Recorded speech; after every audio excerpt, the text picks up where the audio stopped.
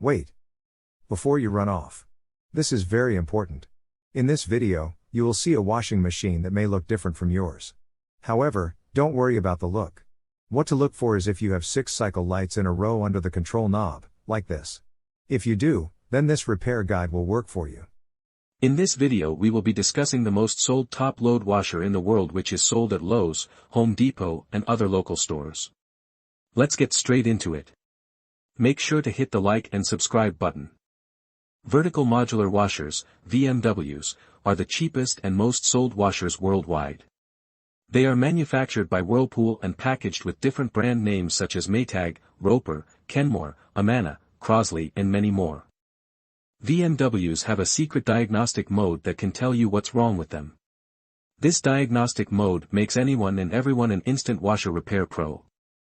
I will show you exactly what to do to get the washer to diagnose itself and tell you the issue. VMWs come in all different shapes, sizes, and brands. They have a life expectancy of 3 to 5 years.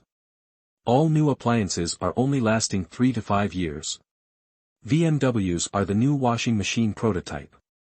The old-style washer can no longer be bought new. You will find tons of these machines without agitators. They are fading out the agitator, which is the device in the middle that washes the clothes, because it takes up too much room.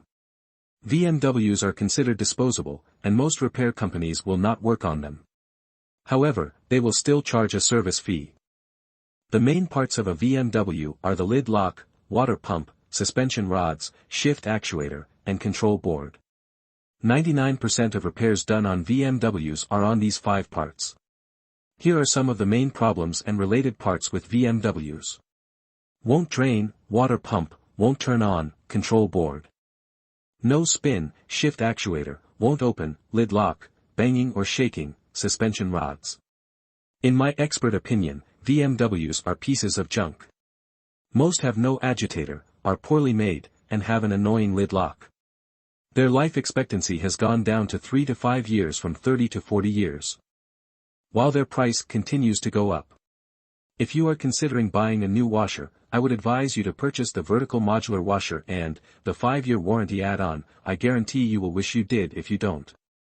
There are many other washing machines on the market, but they are a waste of money. They don't last any longer than the VMWs, and cost more because of the functions it comes with, not because it's a tougher, longer-lasting appliance. I hope this information has helped you in the right direction. Make sure to hit the like and subscribe button. Entering recalibration mode. With the washer shut off and the basket empty, no water or clothes inside, and with the lid shut, enter the recalibration cycle. Here's how. Turn the control dial 1 complete rotation, 360 degrees, counterclockwise. Stopping with it facing straight up. Quickly, within about 6 seconds, turn the control dial 3 clicks clockwise, 1 click back, and 1 click more clockwise. All the green status lights blink when you successfully activate the diagnostic mode. If the status lights don't blink, try again, this time turning the knob faster or slower.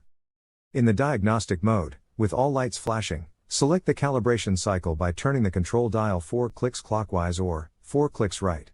When you're on correct setting, the rinse light turns on, then you simply press start. And then it begins the calibration cycle, which runs for 2 to 3 minutes as it checks all the cycles and functions on your machine. When the calibration cycle ends, if all goes well, the lid unlocks and the washer shuts off. Now try your washer to see if that solved your issues. If not, continue to the error code video.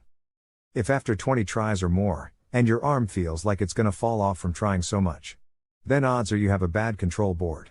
If your washer starts the recalibration but doesn't finish it, you need to pull the error codes and find out why. More.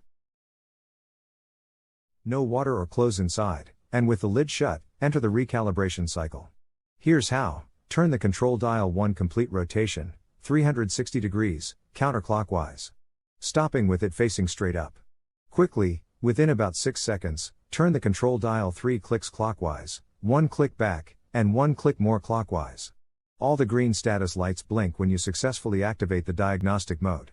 If the status lights don't blink, try again, this time turning the knob faster or slower.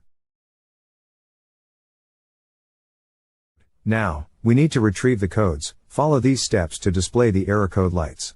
Step 2, turn the control dial 1 click clockwise, then press the start button. Now you are reading the error codes. From here turn the control dial one click clockwise to display the first saved error code.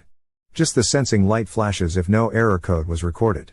If this is happening to you but there is still an issue, then you will need to watch our other video. The control displays up to 4 error codes. Step 3. Read the error codes. Error codes for the VMW washers have 2 parts. The first is the letter F, followed by a number, and the second is the letter E, followed by a number as well. Which lights are illuminated indicate the numbers. The sensing light on indicates the letter F. The sensing light off indicates E. The wash light equals 8. Rinse equals 4. Spin equals 2.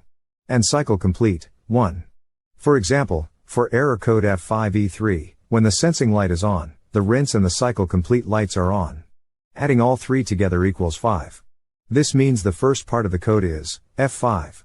Then, on the other flash of lights, the sensing light is off, but the spin and the cycle complete lights are on. Adding them together makes 3. The second part of the code would be E3. That's one code. The same error code flashes repeatedly, until you turn the dial one click clockwise, to show the next error code. Turn the dial again and see if you have any other codes. If there is no more codes, then you're done. To exit diagnostic mode, turn the washer off.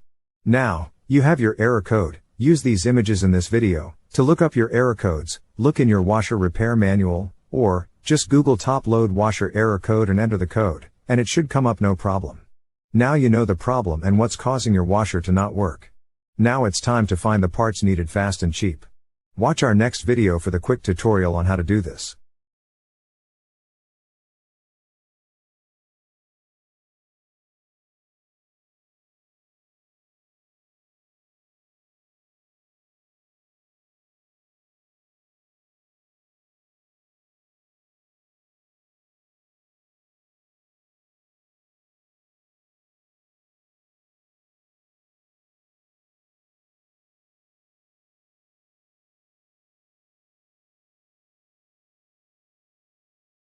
My name's George and I have repaired over 10,000 washing machines, dryers, and stoves and have 10+ years experience running an appliance repair business.